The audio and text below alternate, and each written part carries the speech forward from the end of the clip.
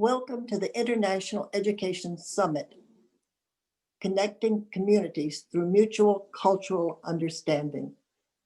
I'm Betty McGinnis of World Artist Experiences, and am honored to introduce to you the Executive Director of the Governor of Maryland's Community Initiatives, Mr. Stephen McAdams. It is in his capacity of overseeing Maryland's ethnic communities, commissions, and many other commissions. Mr. McAdams has vast experience in connecting Maryland communities. Mr. McAdams, thank you for joining us this evening and opening the summit. Good evening, Betty, and thank you so much for what you're doing, celebrating. As you know, Governor Hogan has declared November International Education Month, and we want to thank you with the World Artist Experiences for what you're doing in order to bring cultures together while also highlighting art later on in the month. My name is Steve McAdams. I'm the Executive Director of the Governor's Office of Community Initiatives. And from day one, Governor Hogan has always said and always believed that Maryland's strength is our diversity. And not only is our strength our diversity, but he believes that our state is a beacon for all other 49 states to follow with our diversity and how well we do as a people with inclusion and bringing people together. In our office, we're one of 9 offices in the governor's office where he has specifically tasked us to reach out to the minority communities, faith-based and nonprofit communities, as well as the Banneker Douglas Museum, to bring our communities together, talk to our history, talk to our culture, share experiences, and break down silos. Because as we continue to interact across the state with all different communities, one thing we find is common.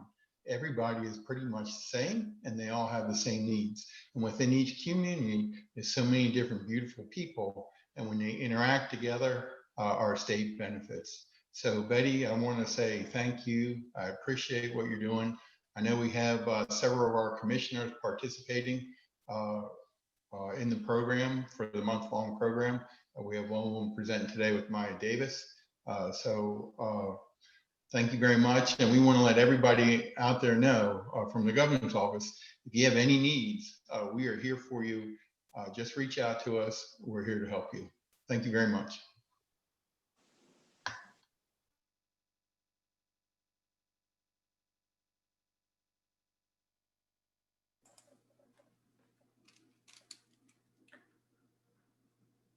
Well, thank you, Betty and Mr. McAdams for getting us started this evening.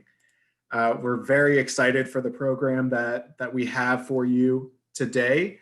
So hello, everyone. My name is David Armenti. I'm the Director of Education at the Maryland Center for History and Culture. And if you're thinking, what the heck is the Maryland Center for History and Culture? That's probably because you've known us as the Maryland Historical Society for 176 years. And I know some of my colleagues are still getting used to it too.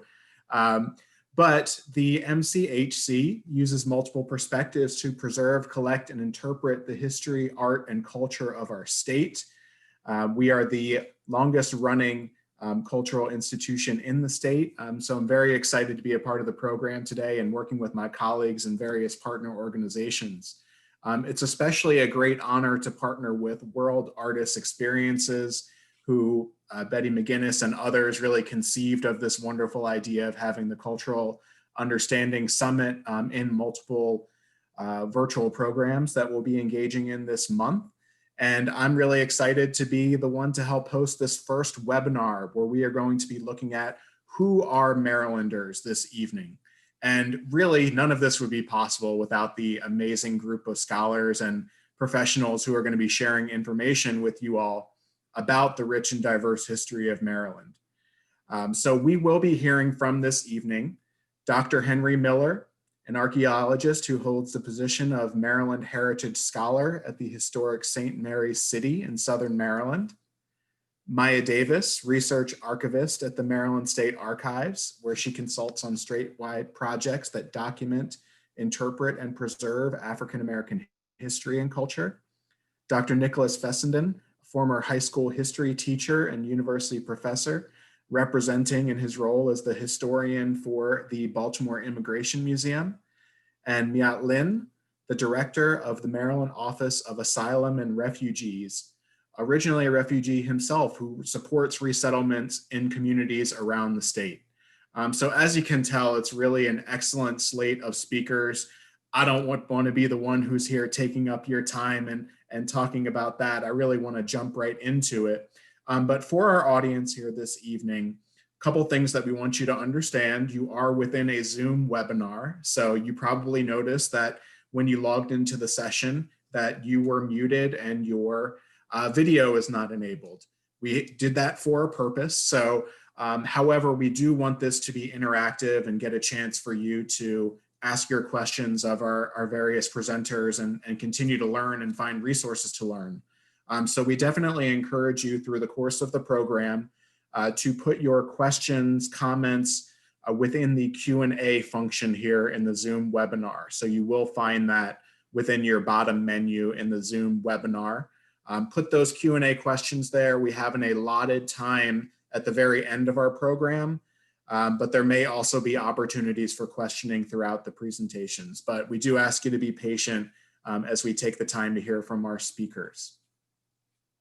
So with that being said, I want to get it started and put our first speaker, again, Dr. Henry Miller, from Historic St. Mary City, is going to get us started by looking at the colonial up through the Revolutionary period and looking at some of the early populations that existed here in Maryland.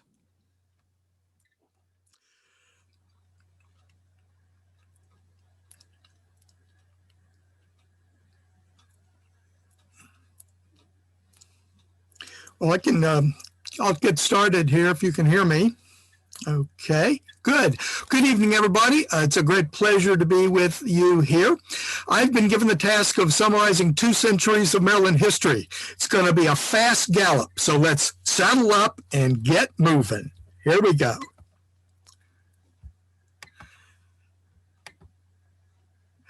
Okay. I am still not seeing this on the screen. You're still David. You're on it, David.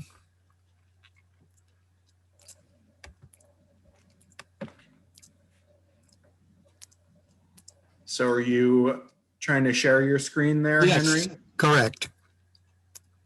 And I still see you. I can jump in and screen share. Okay.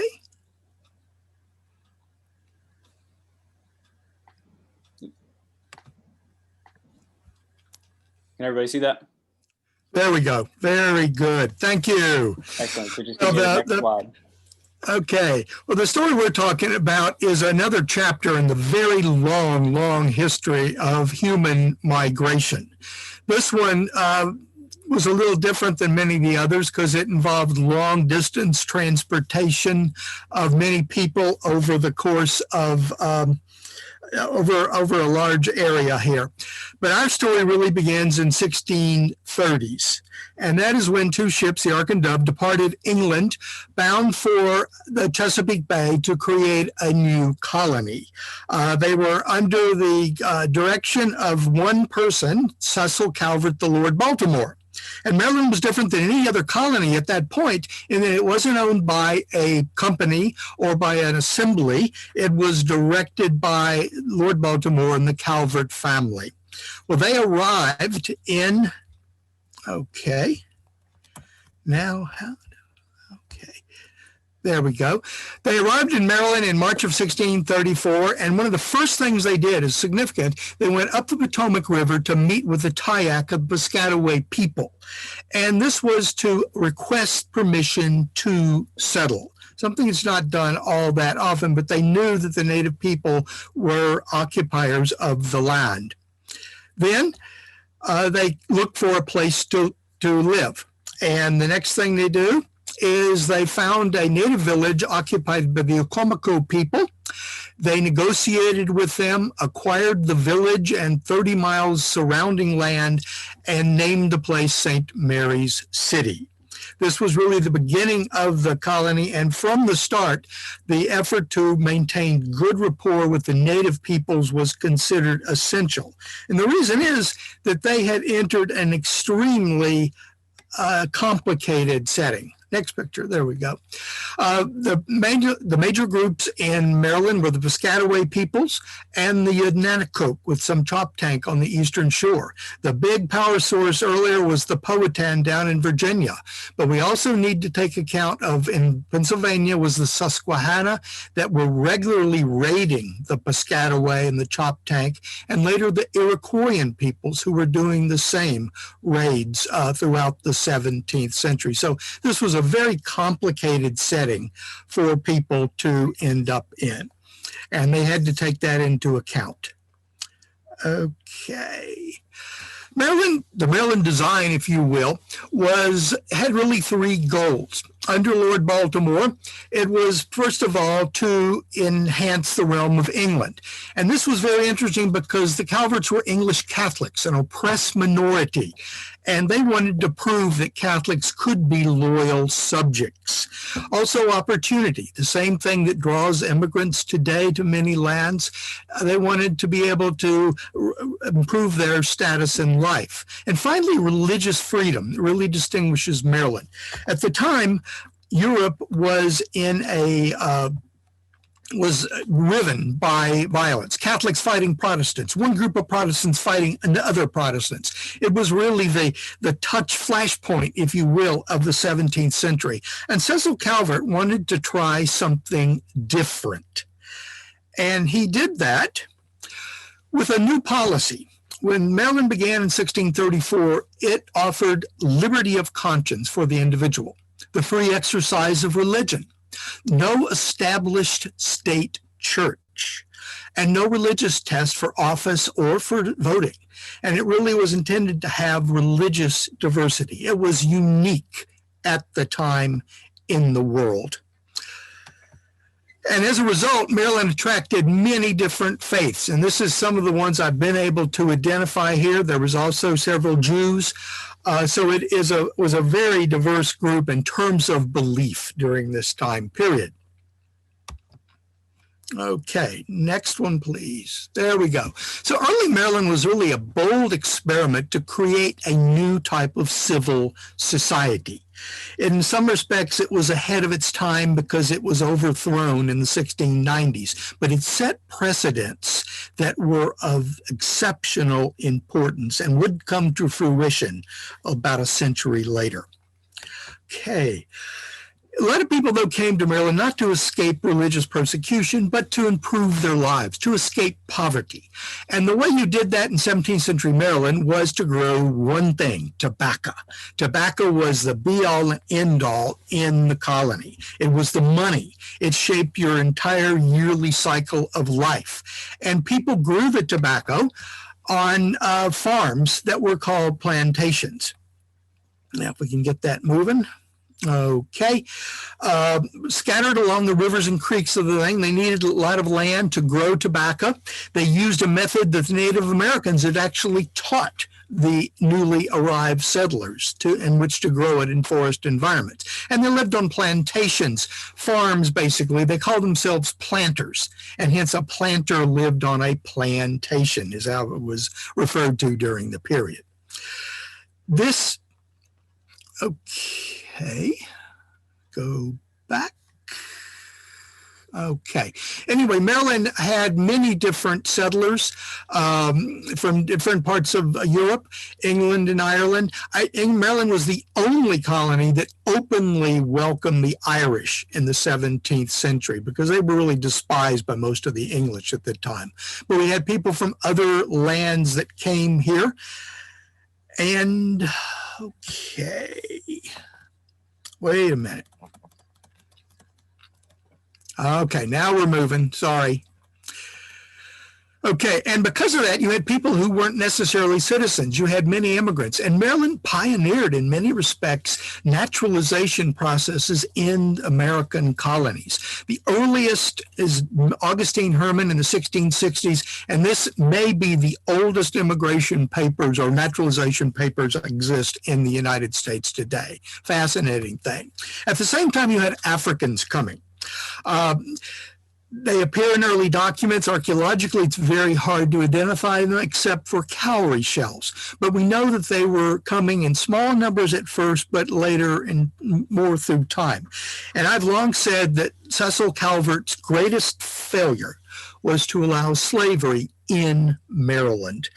But again, at the time, you could go nowhere else in the world where you could find intellectual or moral arguments against it. It was simply a given way of life at the time, which unfortunately, but that was, it would take another 150 years before that moral evolution occurred.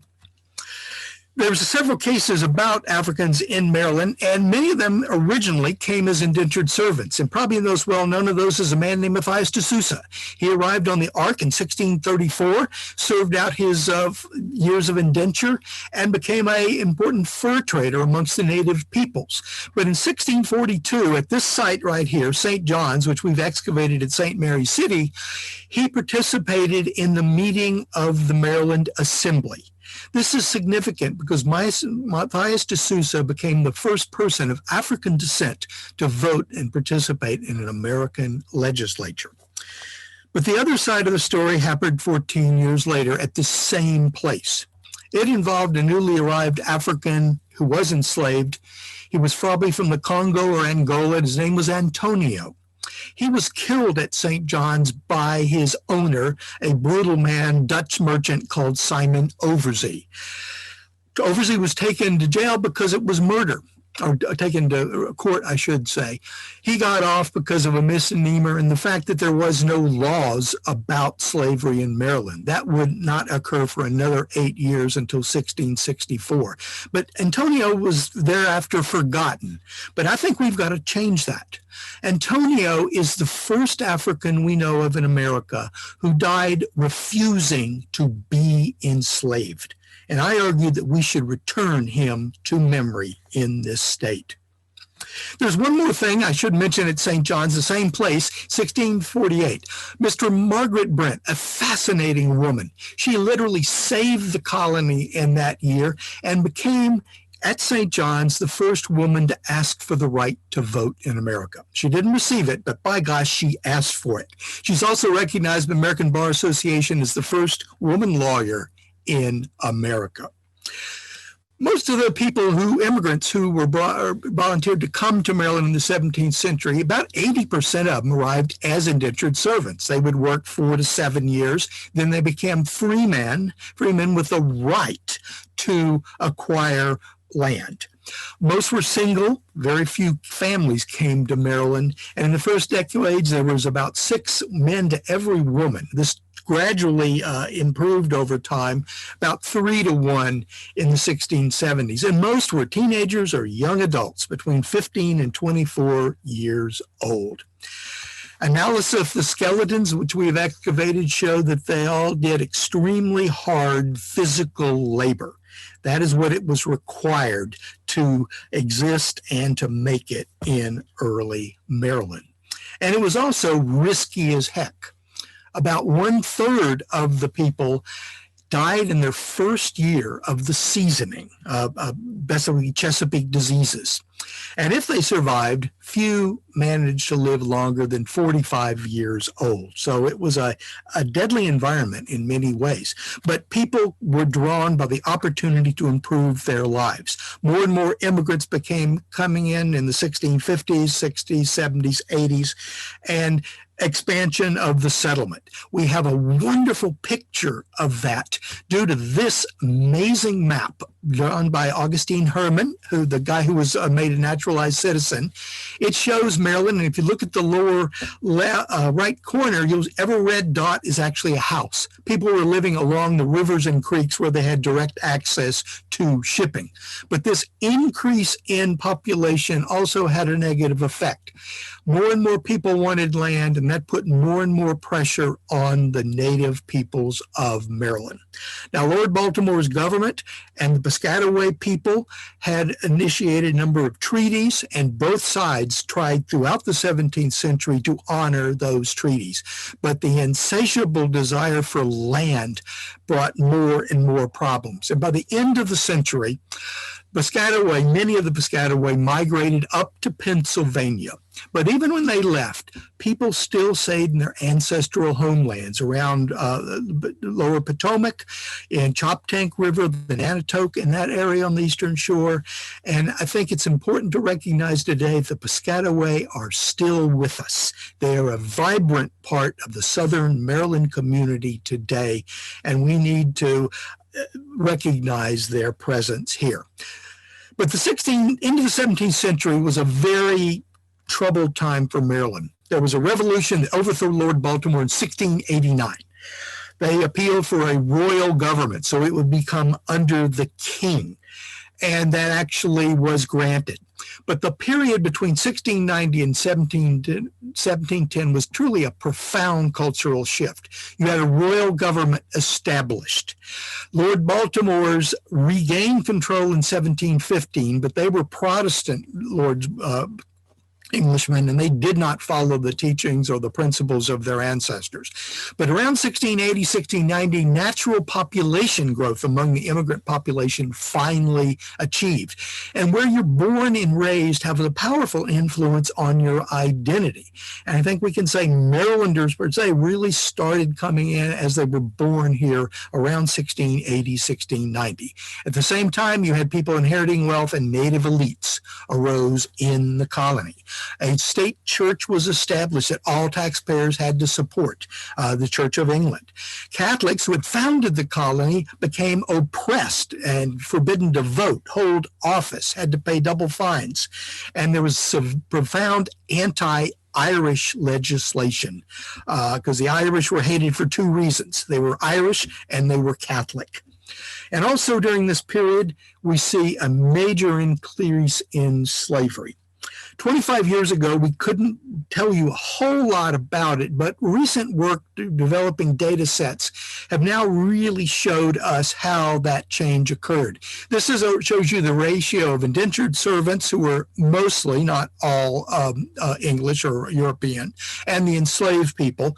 It goes from 45 to 1, around 1690, 1700, it flips, and you have more enslaved people, and that just grows and grows and grows as you get into the 18th century. So a real profound change. You had plantations or large farms run that native-born Marylanders were on some of them, but the labor population was primarily enslaved Africans in many cases. You did still have farms run by the families and that sort of thing. But this is really a powerful point here. In the 17th century, Maryland was a society with some enslaved people.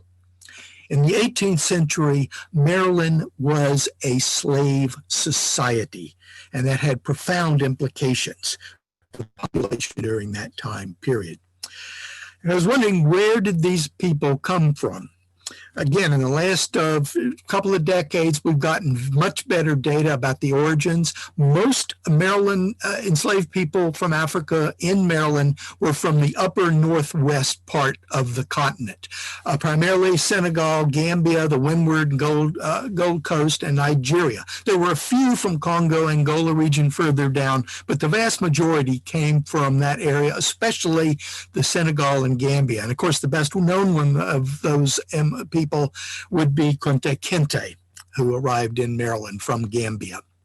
How many arrived? That's something I really hadn't looked at. So I looked at the data that is now available, and most of the African peoples went to the sugar plantations in the Caribbean, about 40, almost 46%.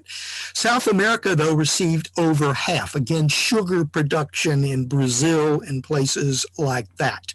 Those were brutal places to go, unfortunately, and high death rates. North America, about 363,000, and recently some data suggest about 115,000 Africans arrived in Maryland over the course, or in Chesapeake, I should say, over the course of the 17th and 18th centuries. And I've tried to put together just a population. This is very challenging because you don't have censuses taken for much of the time. And this is as accurate as I can make it on the evening of November 9th, 2020. But what it shows, if you look at 1690, 1710, you see that there's a big jump in the African population. And that grows and grows and grows into the 18th century. Part of that is immigration, but a large part of it, around 1720, 1730, is you get natural born African Americans in Maryland. The population itself is having native born people. So we're getting, again, that identity shaped by where you're born to some important extent. Around the time of the American Revolution, about 300,000 people in Maryland. Native Americans, I've tried to give you what we have. Those data are very, very hard to find, but that gives you, they are still here, though. The population did plummet quite a bit. In the 18th century, we also had more groups coming in, especially to Western Maryland. We had the German immigration, and by the end of the century, you started to have Irish coming in. Of course, they were despised again throughout most of the 19th century in America. But from the beginning, Maryland has been a land that was populated by peoples of diverse origins, diverse languages, diverse faiths. And it has been something that, of course, continues down to the day, with immigration coming to the same place for the same reasons, to escape persecution, for opportunity to better your lives, or to escape poverty here. And it's a very, all these ingredients, all these people have made a contribution here. And you really got to dig, though, to see sometimes where they are. And I want to end real quickly with just two suggestions. In the 17th and 18th century, Maryland saw a merging of foods and cuisines from three different continents: the Native Americans, the Europeans, and the Africans. And what developed out of that are unique dishes to Maryland: the famous stuffed ham or crab stew, beaten biscuits, things that are a mixture of the people who came here. And in the 18th, 19th, and even 20th century, some of those famous Maryland recipes were actually developed, I believe, by the talent and ingenuity of African American cooks. So this is a subject that really is a fascination, and I think it's something we should look a lot more out. But overall, Maryland was a unique colony. It pioneered some of the ideas of human rights that took a long time to develop. Maryland had glories and tragedies. Maryland had nobility and brutality. Maryland was positive and negative, just like every other human endeavor that occurs then or now. But it was something that was very unique, a history that is of importance not only to the nation, but the world. It has been my privilege over the last 50 years to be able to explore some of that history, and I'm thankful to be able to share just a little slice of it with you tonight. Thank you.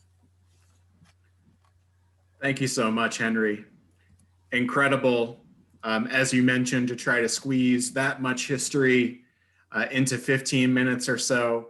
And I know the rest of our speakers will face that same challenge. So we have coming up next, Maya Davis from the Maryland State Archives, who will speak more specifically to the African American experience, really building on a lot of what Henry spoke about earlier. So I want to introduce Maya. Thank you, David. I'm going to share my screen now.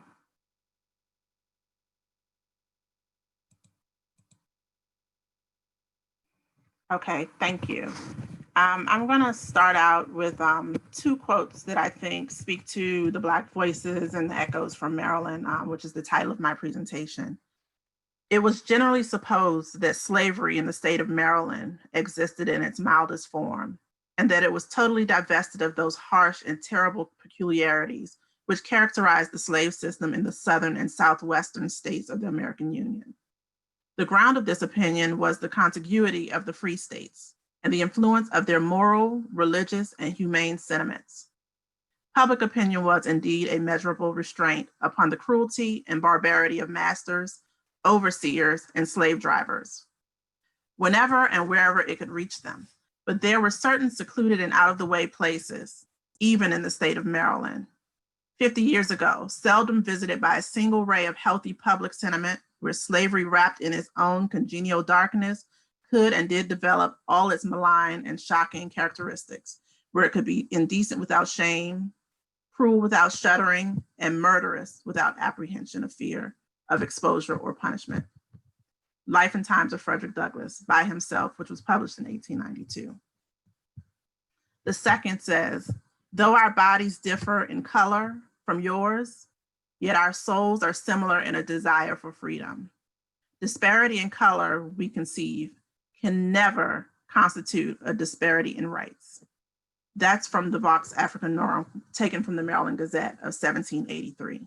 So here you have the perspective of someone who was enslaved and someone who was a free Black living in colonial Maryland. Look at the faces that you see here. These are the faces that we have preserved their legacy, their image, their souls over time. These are three of Maryland's governors whose lifespan crossed over from colonial times into the 19th century. You have Edward Lloyd, you have Governor Sprigg, and you have Governor Ridgely. But there are many other faces and voices that are not preserved in our public record that we need to talk about. So let's look at the late colonial Africans in Maryland. Henry just covered greatly the colonial period, which I won't stay on too long, but when many people think of colonial Africans in Maryland, the first name that comes to them is Matthias de Souza. He's one of the first Africans to come into the colony of Maryland, but I'm looking at the late colonial Africans in Maryland and what their position was. So here you have an image of a young man named Job bin Solomon from West Africa. And I chose this image because it represents to me the diversity that was coming into Maryland. Not only are they coming from various countries in Africa, but they have different religious practices, such as Muslim practices that they're practicing. Job bin Solomon came into the colony of Maryland as someone from a royal family from Western Africa, and he brought with him his religious practices, his language, his beliefs, and he brought with him his eternal thought of liberty. If you've ever lived in liberty before, I'm sure the concept of slavery, you just didn't envision that for yourself. So his time here in Maryland was very short-lived.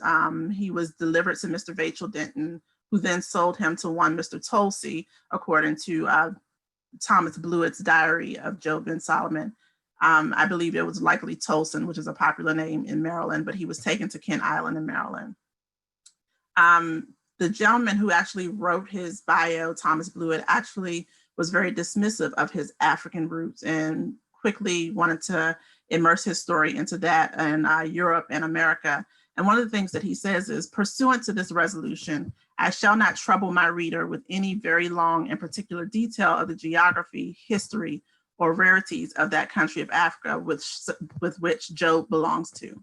So even in helping to tell the story of Job bin Solomon, here you have Mr. Blewett denying his African heritage and who he is as a person first and foremost, before he ever becomes a Marylander.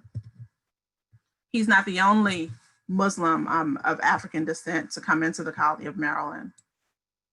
There are other figures such as Yarrow Mahmoud, who also came from Western Africa and was a practicing Mohammedan, which is another name for Muslim practice. And you also have Haitians that are coming in during the Haitian Revolution from the Caribbean. And in our records at the Maryland State Archives, we've seen various documents, whether they be runaway slave ads, certificates of freedom, manumissions and things like that of individuals who come from the Caribbean. We've seen representation from the Virgin Islands, St. Eustatius, St. Lucia, and many other islands. So if you have a mix of French-speaking, Danish-speaking, English-speaking, Spanish-speaking individuals coming into the colony of Maryland that were not here in the earlier colonial periods as much. And, you know, so they're kind of an Atlantic Creole, if you will. During this time, they are also intermingling and having relationships with indentured servants, as well as Native American communities. So now you're seeing the growth of the mulatto slave in Maryland. And this goes for both mulatto and free Black communities. Towards the end of the colonial period, you start to see that transition from African to African American, which I think is a very important piece of who Marylanders are today. The effects of slavery saw the removal of an African identity and agency, which grew into the forced acceptance of becoming African American.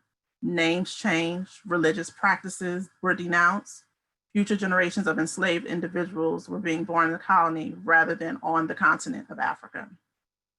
Planters relied less on the transatlantic slave trade.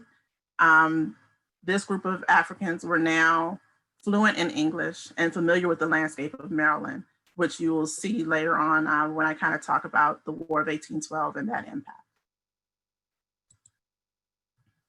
So the rise of Maryland free Black population, following the Revolutionary War, you see a rise in freedom suits and petitions for freedom in the state of Maryland for individuals who are claiming descendancy from a white woman, which goes back to those interrelationships that I spoke about briefly a second ago, where you have indentured servants and enslaved Africans actually commingling and having children. And these freedom suits came from members of the Butler family, the Queen family, the Neals, and they're suing not just plantation owners, but you also have members suing the Jesuit church who were very active in holding enslaved individuals in the state of Maryland. Some of these freedom suits are very successful, which leads to the creation of manumissions in the state of Maryland, where individuals are liberated if a court hears their judgment and determines that they are to be set free on the basis that they are the descendants of free white women. So that's where you kind of see the rise of Maryland's free Black population. And you know, there are different pockets of communities. You have Baltimore, you have the Eastern Shore, but this is going on all over the state in Anne Arundel County. And then as a result, moving into the 19th century, you'll see the rise of certificates of freedom, which if you think of a passport or a driver's license, this is the closest thing that you're gonna get in the late colonial period moving into the 19th century is a certificate of freedom, which tells who these individuals are, what their scars are, were they born free, were they manumitted, who their relations are, what record source proves their freedom.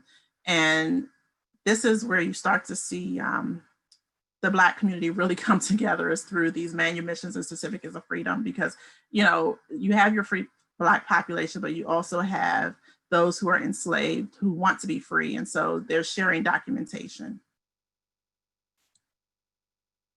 So let's take a look at 19th century slavery.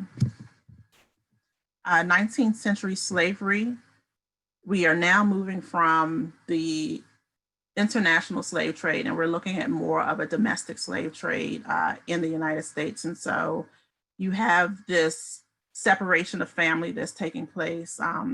As many of you are probably familiar with the Georgetown Project that they're doing with the enslaved individuals that were sold off into Louisiana. This is not particularly unique just to Georgetown University. This is something that's happening across the state, where you see enslaved individuals being sold south to southern markets for a higher value. Families are separated during this time. And so the conditions are very harsh. You're dealing with family separation, you're dealing with cruel punishments and treatment. And so as a result, you're going to start to move into this action and reactionary relationship between free Blacks, enslaved individuals, and white planters. At the onset of the 19th century, you have the rise of the War of 1812, which in my opinion is not far after the Revolutionary War. So by this time, you have these African Americans who are now familiar with the landscape. Many of them, both free and enslaved, have dealt with white planters who have mistreated them for many years. And so now is an opportunity for them to actually secure freedom for themselves and respect. And so during the War of 1812, when the British come into Maryland's colony, they actually are assisted by free Blacks and enslaved individuals on navigating the waterways in the state of Maryland. They're coming up the Patuxent, they're coming up the Potomac River, and they are plundering homes. They are more aggressive than they've probably ever been allowed to be. And not just that, the British actually issue a proclamation which allows them to take up arms and become military officers in the colonial Marines. And so this is an example. I like to use this image. Gabriel Hall, he left Calvert County at the age of 14 on his own and joined the colonial Marines and settled in Nova Scotia later in life. And I think it's just such a good example of the determination of the individuals that were here. This is a child, like in today's standards, this is a child in the War of 1812, actually taking matters into his own hands. And as I talked about that action reaction, as enslaved individuals became more aggressive in dealing with how they were treated and their stance for freedom, there's always that action reaction. So Maryland's laws changed greatly. Prior to the 19th century, as you know, the Fugitive Slave Act of 1793 gave planters the right to actually go and request that their slaves be returned, and they strengthened those laws in the 19th century. But in the same way that Maryland's laws were reactionary, so were enslaved individuals. The growth of the Underground Railroad takes off during this time as well. You're starting to see pockets of networks of individuals who are abolitionists, who are working to secure the freedom, and not that they have to go far. Typically people think Canada or New York City when they're thinking about runaway slaves. That's not always the case. Sometimes they're just going to Baltimore, where there is a growing free Black population. During the 19th century, Baltimore does grow to become the largest free Black population in not only Maryland, but the entire United States at that point. And for example, there's a lot of things, people are not always just running away. There's also reactionary events that occur on the home front. On November 6, 1834, a 14-year-old slave named Judah poisoned her owner's two sons, George and John, who died days later. According to newspapers of the time, Judah was interrogated and confessed to the crime, which we know enslaved individuals could not give testimony for any court cases. It says that she further admitted attempting to burn the dwelling house at Salubria and killing her owner, John Bain's infant daughter, Mary Catherine, 2 years prior. Although Judah was only 14 at the time, she was tried and hanged. And so you see these young children who have been subject to harsh treatment. Young girls and boys have been harshly treated by their owners. Young girls are given birth at a very young age to mulatto children, and these are the things that we're seeing. So you see that action and reaction, ebb and flow at a high alarming rate during the 19th century. One person that I wanted to highlight regarding the runaway slaves during the 19th century is Reverend James Pennington. And one of his recollections says, "Within my recollection, no one had attempted to escape from my master, but I had many cases in my mind's eyes of slaves of other planters who had failed and who had been made examples of the most cruel treatment by flogging and selling to the far south, where they were never to see their friends more. I was not without serious apprehension that such would be my fate." Reverend James Pennington did escape successfully from Maryland, like many Maryland slaves during this time period, and he went on to become a minister. His name in slavery was Jim Pembroke. He ran away from Frisbee Tillman, And he actually went on to marry another fugitive slave from Maryland, Frederick Douglass, and his freeborn wife, Anna Murray. And I just want to kind of show you some of the faces of some of the other individuals who actually escaped during this time. And just so you know, there is a Northern Underground Railroad and a Southern Underground Railroad. What the difference is, the Northern Underground Railroad entailed the concerted, organized, integrated system of communication, transportation, and finance aimed at assisting fugitive slaves upon their arrival in free states to avoid recapture and return to slave states. The Southern Underground Railroad carried forth a more basic approach of resistance to slavery as exhibited by the enslaved themselves on the plantations in the slave states. This involved running, or in a wide range of ways, helping others to run or keep running. These two networks can be seen as cooperative. Here you have the Edmondson sisters who escaped on the Pearl from Washington, D.C., but they were from Maryland, they were from Montgomery County, and they were actually captured around Point Lookout in St. Mary's County. And they were actually sent to Alexandria to be sold south to the fancy market in New Orleans. And Frederick Douglass, who at that time had already escaped, was actually someone who helped secure their freedom and saw that they were educated. You have Samuel Ringo Ward and James Collins Johnson, which Samuel Ward is like considered the first Black person to try to run for public office.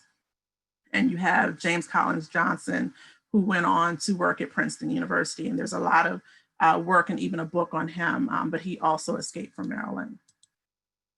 Other individuals, of course, you know, the Reverend Josiah Henson and Frederick Douglass, and the young woman in the middle is Anne Maria Weems, who also escaped from Maryland dressed in male attire. But the future is born free. And what you see here, this is Isaac Myers and Frances Ellen Watkins Harper. And the difference between this group of Blacks is that we're not looking at Blacks who were born into slavery, but they were actually born free, of generations of free people. This is not an incident where someone had just recently been manumitted or anything like that. These are individuals who had come into that African-American wave of individuals who are freeborn in Baltimore and actually know what freedom looks like. And this is, let me go forward. I also want to talk about the backbone of the free Black community. It's not just the individuals, it's actually the organizations and the churches.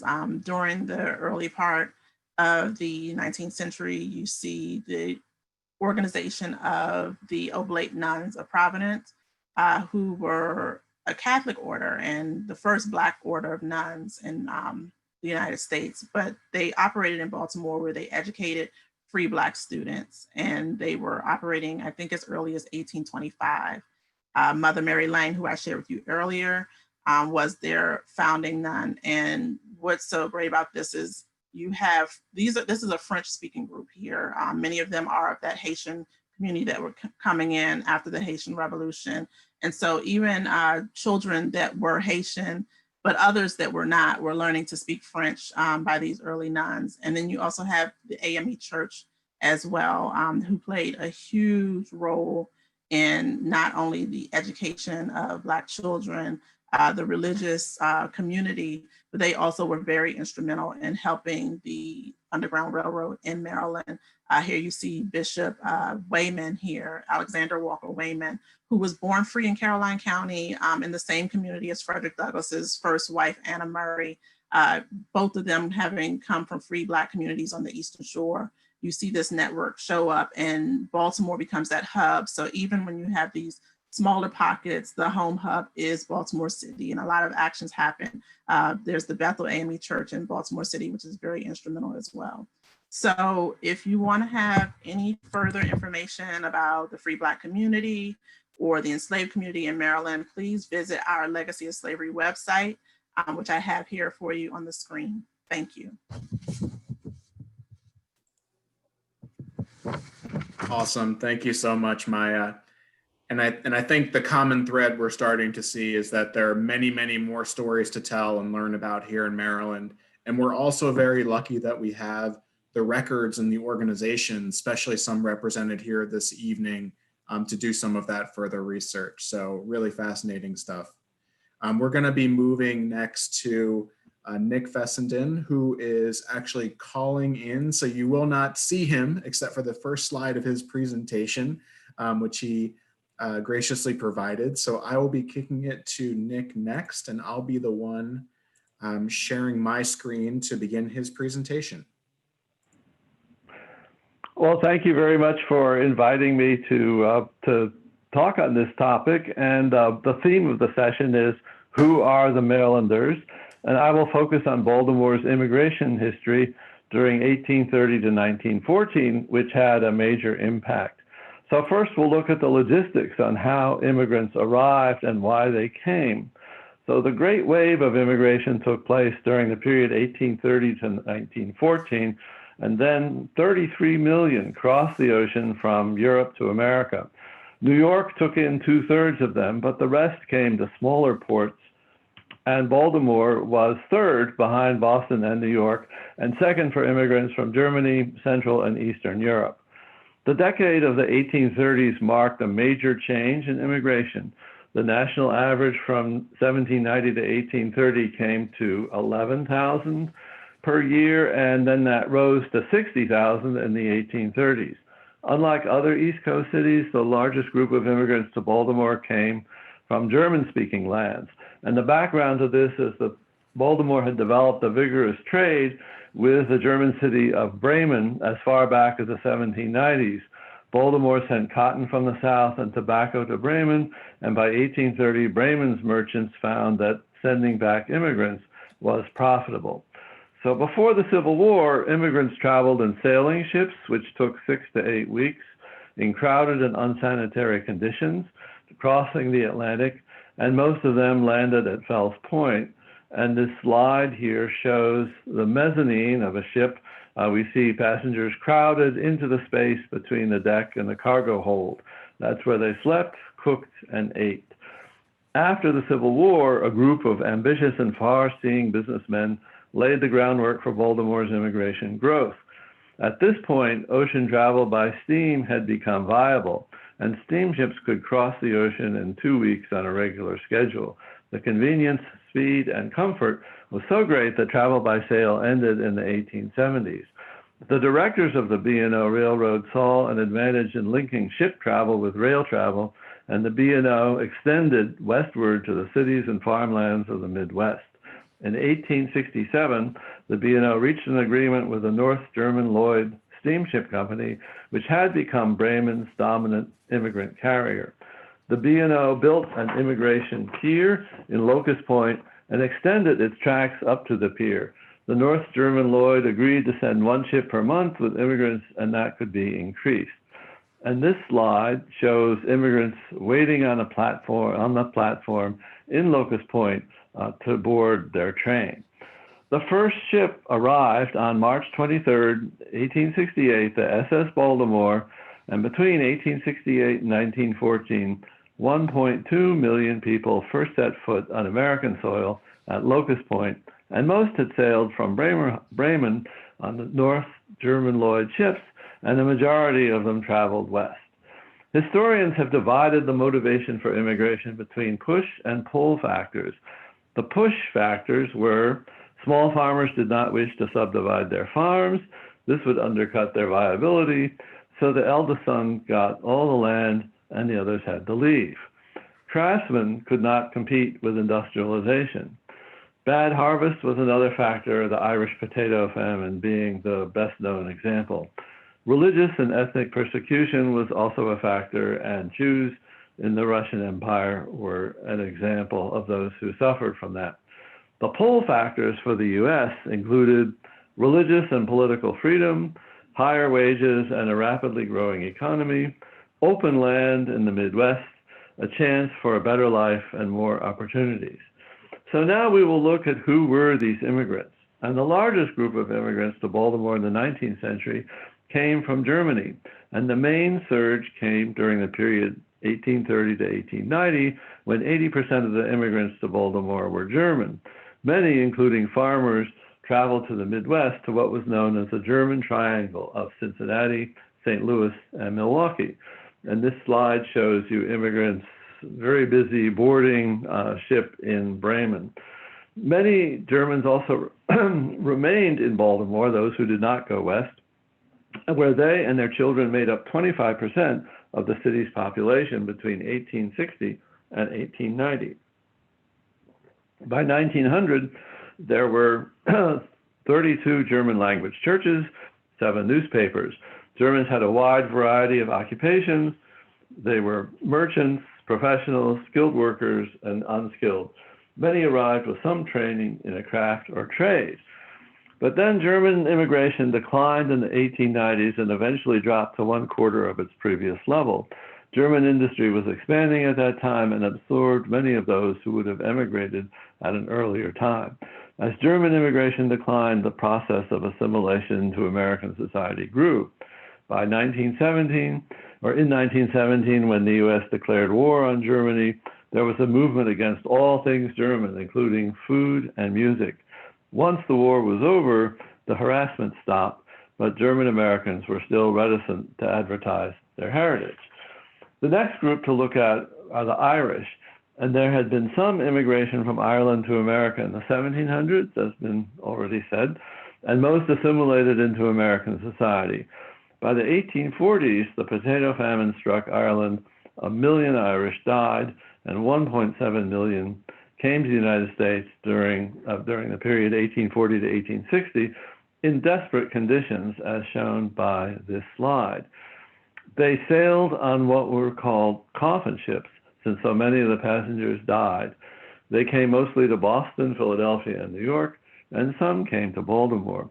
One contemporary described them as, quote, the most emaciated creatures I've ever seen, unquote. The survivors were sent to a quarantine area in Canton. They settled eventually in neighborhoods where blue-collar work was available, such as near Mount Clair Station, where they worked for the rapidly growing B&O Railroad. The booming American economy provided modest wages that enabled Irish to step up.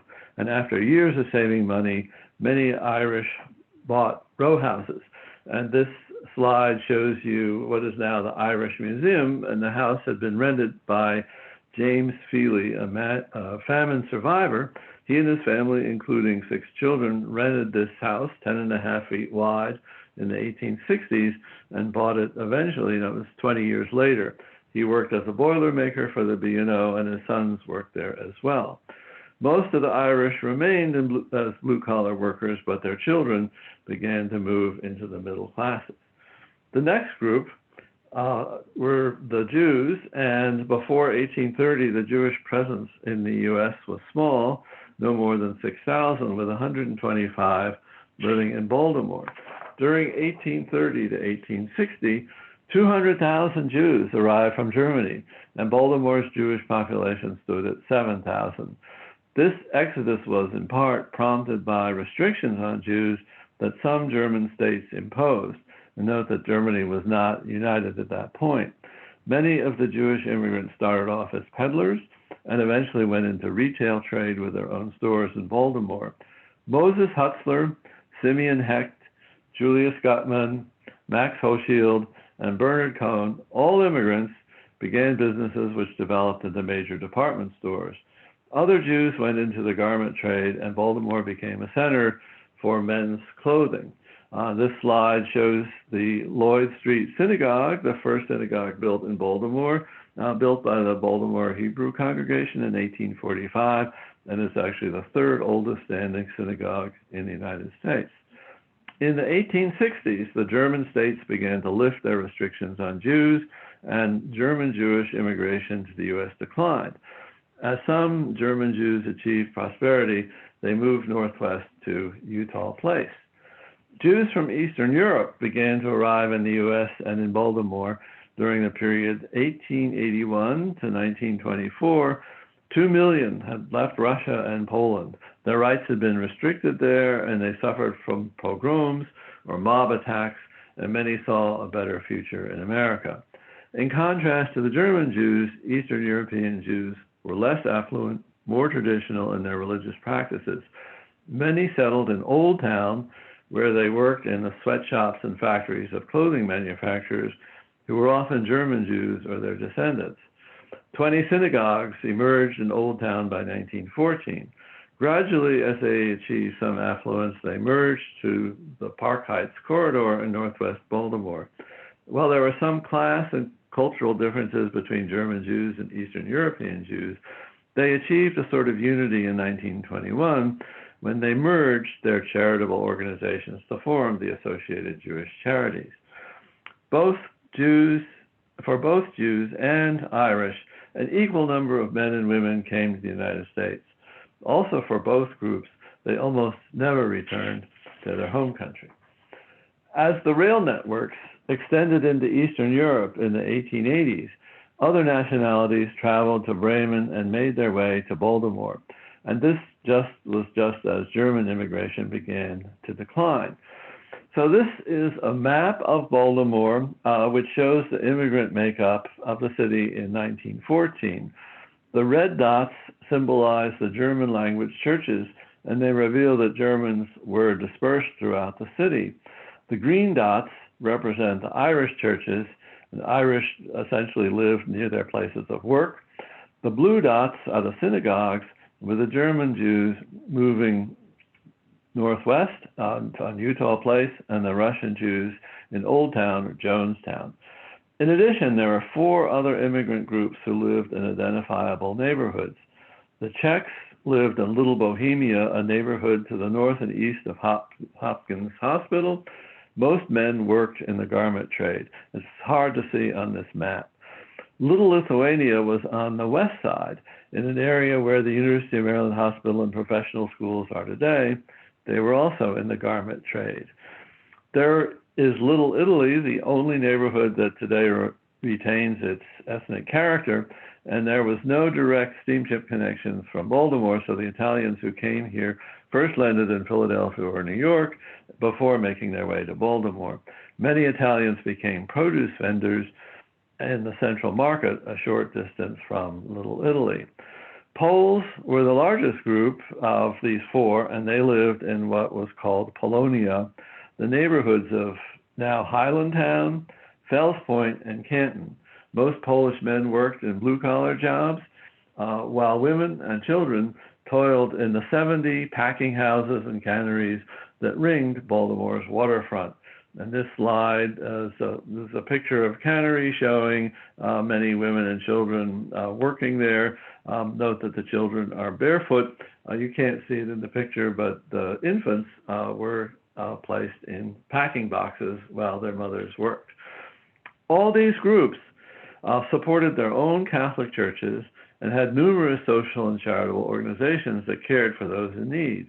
They also set up their own ethnic savings and loan banks, which made mortgages to their compatriots that enabled them to buy modest row houses, so that as many as 75% of them owned their own homes, which was way above the urban national average of 25% at that time.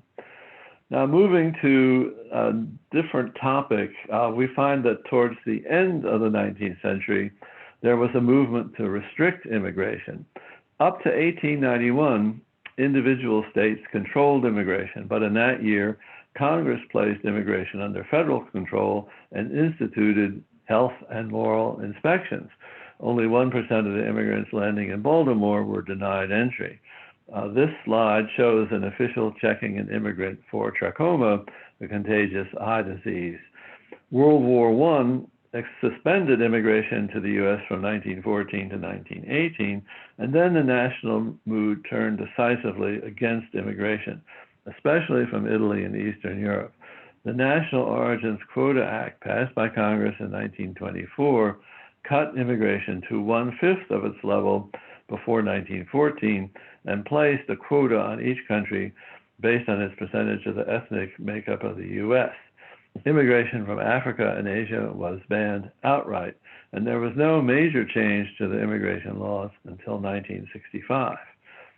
Moreover, as for Baltimore, the immigration pier burned in a fire in 1917, and then by the time passenger service could resume from Europe, the restrictive laws were in place, and those who had entry visas came through New York, and no longer was Baltimore a port of entry. The city of Baltimore continued to grow after 1914 as people from the rural and mountain South, both black and white, journeyed to find work in Baltimore's industries up until the 1960s. So lastly, the story of Baltimore's immigration is not well known, and most of the physical markers have disappeared. But 4 years ago, the Baltimore Immigration Museum, pictured in this slide, opened in a building that actually housed immigrants in Locust Point. It displays the story of Baltimore's role in the peopling of America, and we welcome visitors. There is no admission charge, and you can find immigration on our website, immigrationbaltimore.org. Thank you. Excellent, and came in under time too, Dr. Nicholas Fessenden. Really appreciate that. Covering that time period and bringing us closer to the modern era. So for our last presenter and speaker of the evening, I'm going to stop my share and allow Myat Lin, the director of the Maryland Office of Asylum and Refugees, to take it from here. Hi, good afternoon, everybody. Can you see my screen? Oh, sorry. Hi, good evening. I hope you're all keeping well and safe. Can you see my screen? Yes, we can. Thank you. Hi, thank you. Good evening again, and I hope you're all keeping well and safe. My name is Myat Lin, and I'm the director of the Maryland Office for Refugees and Asylees. And I'm also the Maryland State Refugee Coordinator. And thank you so much for including me in this panel. I'm very excited to have this opportunity to talk about some of the new Americans who have called Maryland home during the past 40 years. They are a part of our diverse community, and they may be your neighbors, they may be your coworkers, they may be your students, and so on. And I'm going to talk about their stories, their backgrounds, the communities that they live in and work at, and the contributions that they make to this great state of Maryland. And my previous speaker actually mentioned about the Locust Point, and we are really very proud of our immigration history because, as you know, Locust Point was Baltimore's Ellis Island, and at one time we was the third largest point of entry for immigrants to the United States after Ellis Island in New York and the port of Philadelphia. And you can also see a picture of a Chin, an ethnic group from Burma congregations in a church in Maryland. And one other picture I want to show you is newly arrived refugees reunited with a family member. So I'm proud to say that we are keeping our traditions of welcome, inclusion, and appreciation of diverse people, culture, and background. And before I talk about the humanitarian immigrants here in Maryland, we'll go through very quickly a little bit of background on why and how they are here. So on the screen, you can see globally, according to UNHCR, there are 79.5 million people who are forcibly displaced from the home. And out of that, 26 million people are outside of their home countries, unable or unwilling to go back because of fear of persecution in their home countries. And there are reasons that they are refugees because there are wars, violence, oppressions, as well as persecution from their own government. So as you can see, 68% of them just come from 5 countries. They're Syria, Venezuela, Afghanistan, South Sudan, and unfortunately, my home country, Myanmar. So the 1951 Geneva Convention was to provide protection and possible solution to refugees and their situations. And one of the durable solutions that was identified was to offer third country resettlement And as you can see, less than 1% of the people get this chance. And the top 10 countries that are producing the most refugees nowadays. And unsurprisingly, in those countries, you can see there are civil wars, violence, oppressions, or they are governed by the authoritative and oppressive regimes. And when I talk about humanitarian immigrants, I meant refugees, asylees, special immigrant visa holders, and a small number of victims of trafficking, Cuban, Haitian parolees, and certain Americans. So as you can see on the chart, refugees, both refugees and SIVs are processed overseas, and they have to go through in-person interviews with U.S. government multiple U.S. government officials and vigorous security checks, in addition to medical screening, before they are even allowed to travel to the United States. An asylee is a person who is already here in the US and seeks asylum status. And welcoming those fleeing persecution and oppression has always been a deeply held value in the United States of America since its inception.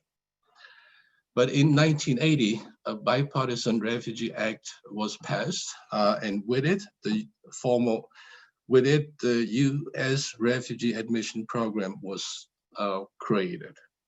And with the U.S. RAP program, they formalized the overseas refugee processing as well as domestic assistance program for those who are resettled. So there are three federal departments that are involved in processing of refugees. The State Department, right in the middle, is responsible for coordinating and receiving referrals from the UNHCR and processing refugees through their 9 refugee support centers across the world. They also fund a program called Reception and Placement Program, which lasts 30 to 90 days from the date of refugees' arrivals. The Department of Homeland Security is responsible for conducting in-person adjudication interviews and is also responsible for security checks through a network of federal agencies. The security checks are very robust and can take anywhere from 18 to 24 months if you're lucky. And finally, the Department of Health and Human Services, through its Office of Refugee Resettlement, funds programs that promote economic self-sufficiency and local integration. And this chart shows you the regions where refugees have come to the United States through US RAP since 1975. The large numbers arrived from the former Soviet Union and Southeast Asia from the late 80s to 90s, from Bosnia in the late 90s, and the Middle Eastern, African, South and Southeast Asian countries in subsequent decades. So the color blue is from Europe, mostly refugees from former Soviet Union. And here is the total number of refugees that are admitted to the United States during the last 20 years. And I'd like to draw your attention to a chart on your left, because every year the president, in consultation with Congress, determines the numerical ceiling for refugees admission. So the red dotted line is the presidential determination, or the ceilings of numbers of refugees are allowed to be admitted. The blue line represents the actual refugee arrivals during the respective years. So in 2019, fiscal year 2019, Maryland accepted 2.8% of all refugees admitted to the country, even though we account for only about 1.8% of the population of the United States. And you can also see the map with states with the corresponding number of arrivals. And I know that we are not in the top 10 list here, we are ranked 16th in terms of refugee numbers that are resettled in Maryland. So the domestic resettlement system is a private-public program that is run by Bureau of Population, Refugees, and Migration from U.S. Department of States and Office of Refugee Resettlements under Department of Health and Human Services. So PRM works directly with 9 resettlement agencies to place refugees across the U.S. And through their affiliations in the various locations. They also provide funding to provide initial resettlement assistance to those who are newly arrived. The Office of Refugee Resettlement provides funding and facilitates programming through states such as MORA to help transition refugees into employment and self-sufficiency and local integration over the period of 5 years from the time they arrive in the United States. So this chart shows you the total number of refugees and SIVs who have been resettled here in the United States during the last 10 years. And as you can see, in fiscal year 2016, we have over 2,000 newly arrived refugees that were being helped through programs funded by MORA. So since 1980, MORA, Maryland Office for Refugees and Asylees, has helped more than 40,000 humanitarian immigrants in Maryland to achieve their American dreams. So where are they from exactly? So on the map, you can see the top 5 countries that come and that they are from. And on the left, you can see the top 10 nationalities that are being settled in Maryland during the last 20 years. So in fact, here, refugees in Maryland actually have 50 different countries in the world represented and over 65 languages spoken. And where do they live here in Maryland? So there are 2 major initial resettlement areas here in Maryland. Suburban Washington area resettlement area includes Montgomery and Prince George's counties. And Baltimore Metro resettlement area includes Baltimore City, Baltimore County, and a few neighboring countries. But once settled, the refugees tend to move into Frederick, Carroll, Howard, and Arundel counties, where they already have established ethnic communities. And I think to better understand about the picture of a typical year for refugee resettlement here in Maryland, let's take a look at the outcomes and numbers that we achieved during the fiscal year 2019. So over 1,500 refugees, SIVs, and asylees were helped through programs provided by MORA.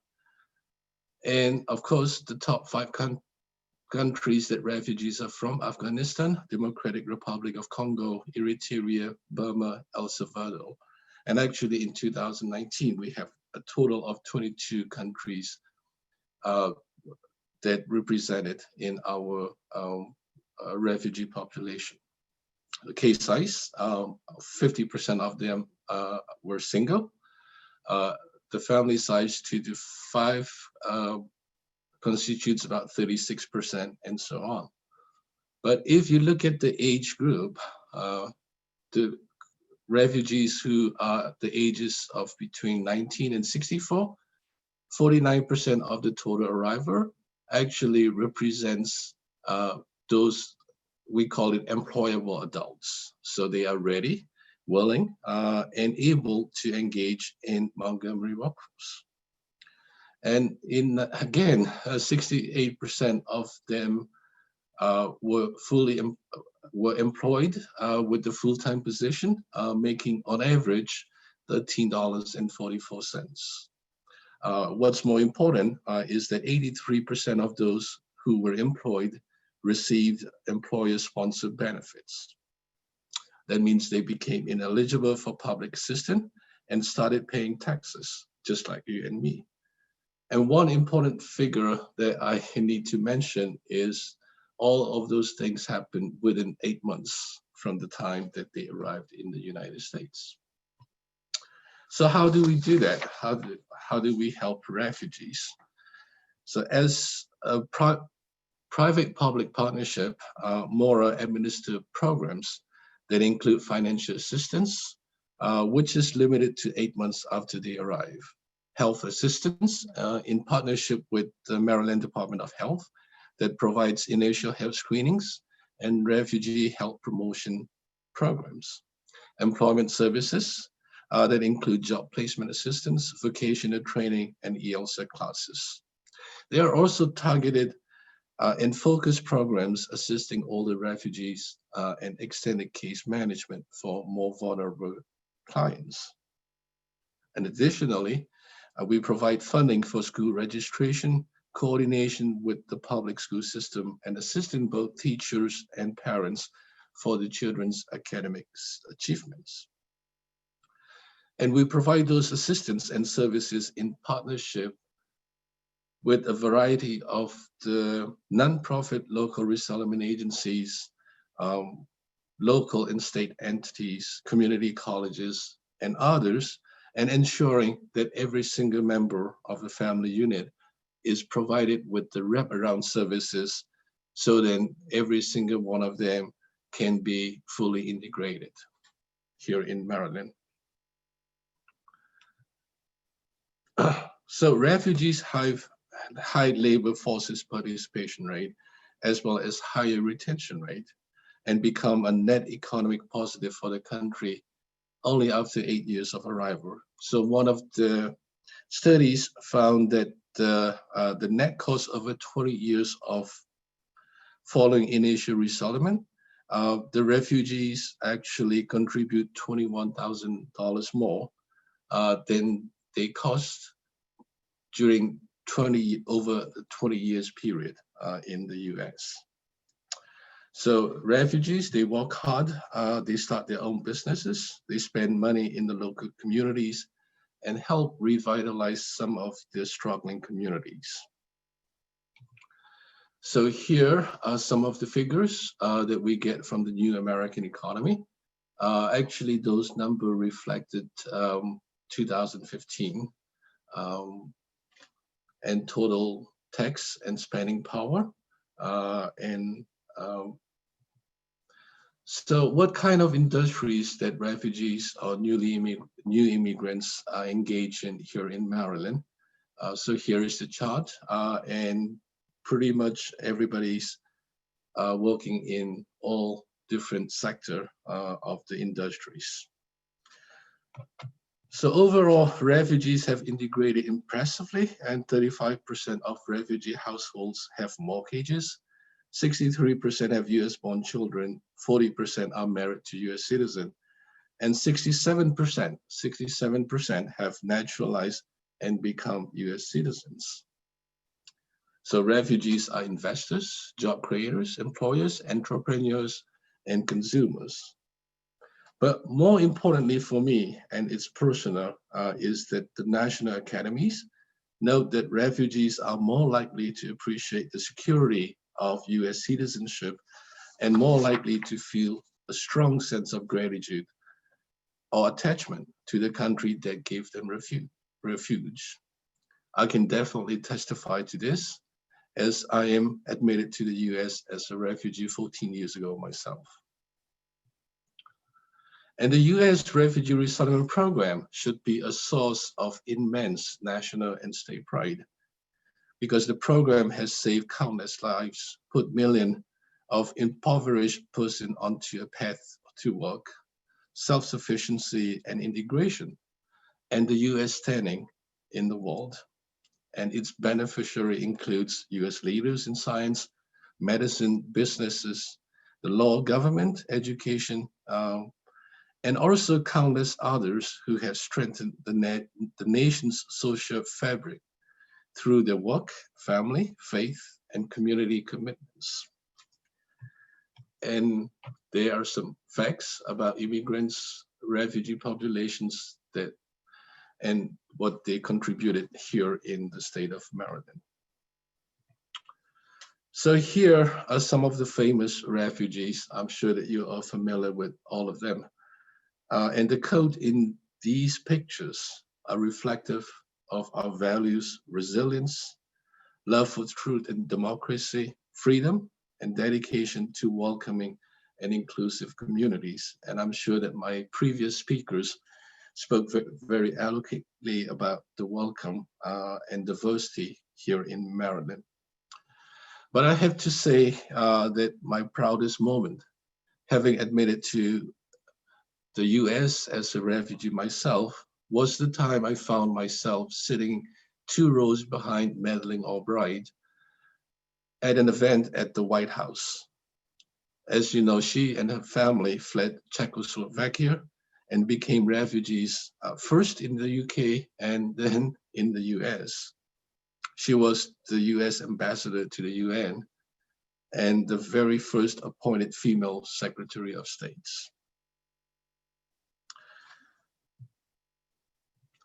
And I will end this with a Chinese saying, if you want 1 year of prosperity, grow grain.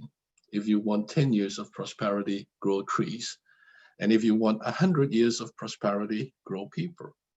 So the Refugee Resettlement Program is not only life-saving or life-changing program, it is the humanitarian investment that we make and the investment that returns many times back. And if you have any questions, or if you want to learn more about refugee asylees and asylee populations, here's my contact information. And I'll get back to David.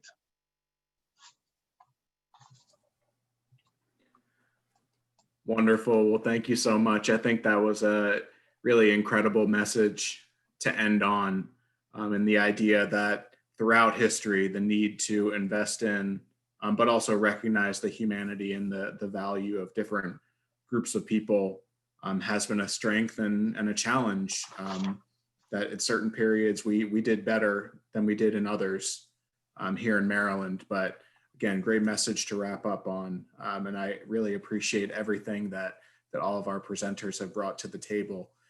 So we are at about 8:30. I want to try to get a chance to bring in a couple questions from the audience.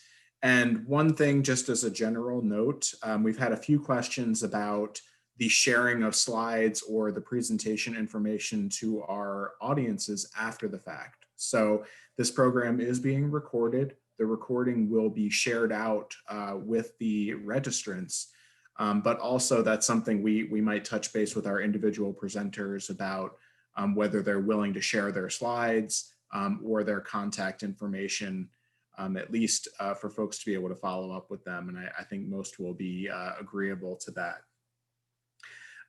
So within some of the kind of broader questions that have come our way, and I think some have alluded to this, could we talk about some of the long-lasting impacts of groups that have come into Maryland? So whether that's some of our more recent immigrant and or refugee groups, or even some of those looking back to the 17th and 18th century, what are maybe some of the less obvious impacts or permanent marks that some of these Marylanders have left on communities here?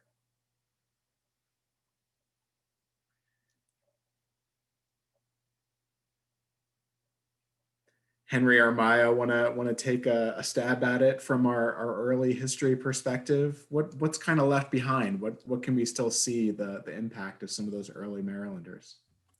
Well, for Henry, one of the things is that Maryland was founded by English Catholics, and despite the 18th century persecution, it became the founding site of the modern Catholic Church in America today, with Baltimore being the first place. So many of the other immigrants came and were Catholic as well. So that's something that Maryland stands out in a major way in terms of religion, both in religious freedom as well as the foundations that it laid for us.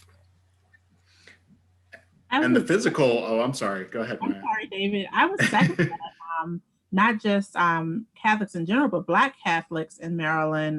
When you think about the historic St. Francis Church in Baltimore, the Black Catholic community in St. Mary's County and across the state. And I mean, that even translates down into Louisiana, which I just think is such a unique connection between our state and theirs. But I would also say, as someone who with Caribbean roots, that Caribbean population that came here in the early days, that trickled down, and you continue to see Caribbean communities in the state of Maryland and Baltimore. I know they have a Caribbean carnival on a yearly basis, and you also have the Virgin Islands Association, organizations like that, where they're making their presence known, and you still have those Caribbean communities here.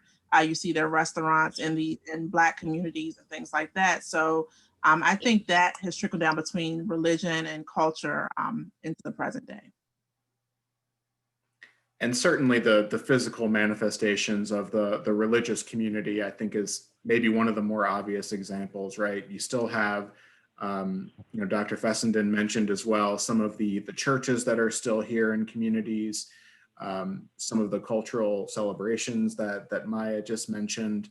One of our audience members reiterated one of your points, Maya, about the St. Francis Academy in Baltimore being the outgrowth of the Oblate Sisters of Providence, that early Catholic order of nuns descended of people of color from what is now Haiti. So really fascinating stories, threads that you can see in the physical environment, but also those cultural representations like food, celebration, religion that we've been talking about.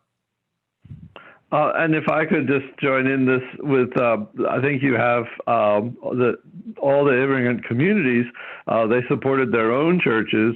They wanted to have religious expression in their own language, and so I think it's very interesting that this is something that was of great importance, and the church the church sort of served as a link between life in the old country and then the transition to life in America. Absolutely. And so I had another somewhat broad question that I think many of us can address, and some facts have been alluded to already, but what is it about Maryland that has been able to, over the centuries, attract immigrants? Some of the push and pull factors were mentioned already, but what are some of the things that are unique to our communities here that we're able to build up such robust and vibrant immigrant communities?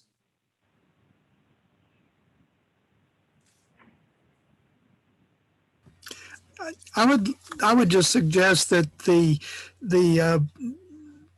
foundation was laid for people from multiple places, multiple languages, multiple beliefs to come and be a part of Maryland. And that has continued from 1634 all the way up to 2020. And it's something that's sort of a character of Maryland in some respects, I think, that is not found in every state, for sure.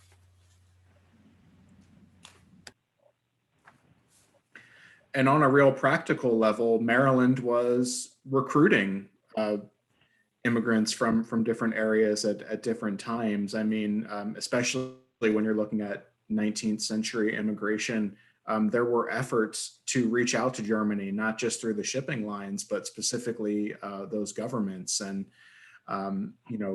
perhaps others can speak to it, but it wasn't by accident. Right, there were factors here. There was a foundation laid, as Dr. Miller mentioned, but there were deliberate efforts too to build up the population, depending on what other country you're referring to.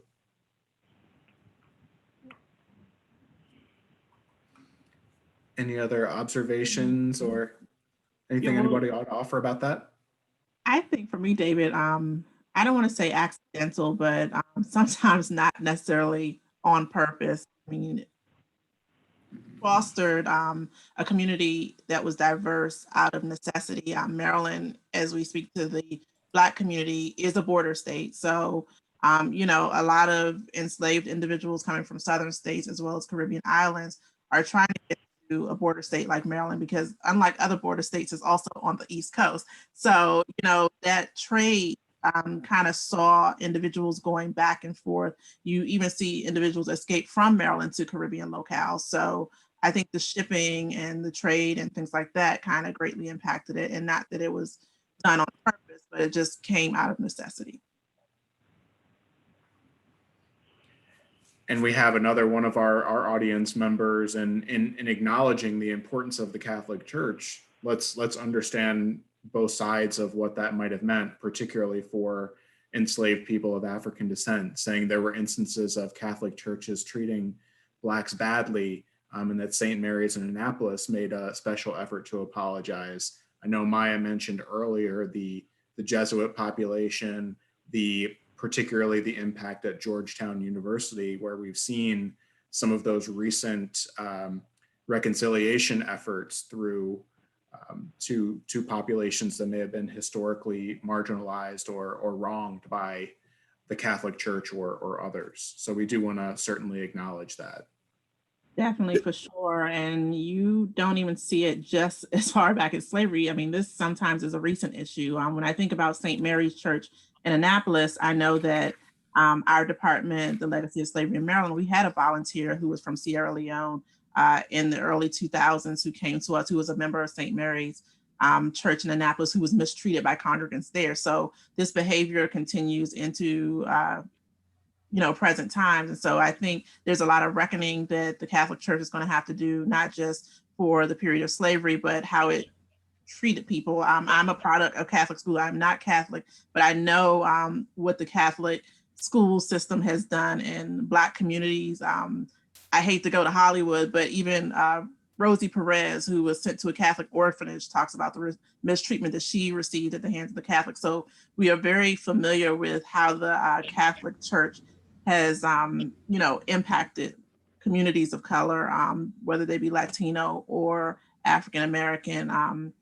But with that, you also have communities of color who have retained those Catholic roots, and have kind of dedicated themselves to being Catholic. And I don't want to disparage anyone's Christian background or denomination. And so, it's just a flip of the coin in the experience of the individuals who encounter these religions. I'd like to make one other comment about that, however. The reason we know that the Piscataway people survived in Southern Maryland in the 19th century is because the Catholic Church kept records of people by white, Black, or Native people when the government wouldn't allow Natives to identify as that. So that was one of the things they did maintain that. And there's still strong Piscataway Catholics in Southern Maryland today, which I've found interesting in several parishes. Interesting, and that's a good segue into another question here, which I think, Henry, you could probably start to help us address.